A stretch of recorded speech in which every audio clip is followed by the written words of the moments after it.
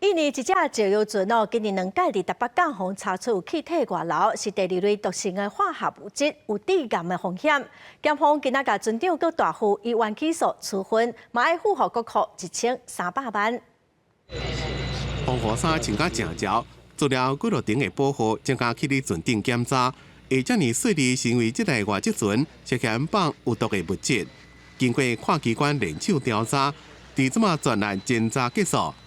印尼这名船长加大副涉嫌犯过节放毒物污染空气罪嫌，检方16以反起诉处分，条件是2个人总共要向国库支付1300万。原审酌该船已依要求完成缺失改善，以减少公污，即经航港主管机关完成复查，附经参酌刑法第57条所列事项及公共利益之维护，任以缓起诉为适当。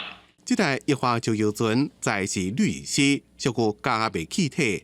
警方调查2个人的不当操作，无注意设计设备故障的情形，今年至少就发生过2遍。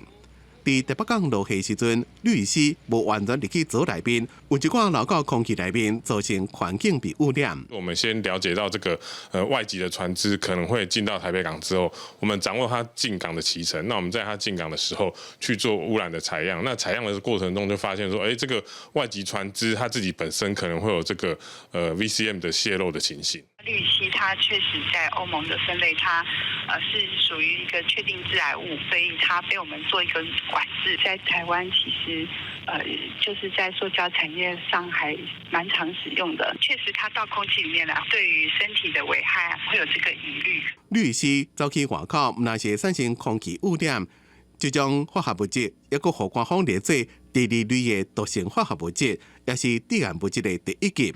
若是民众长期吸到，对人体也可能出现危害。记者综合报道。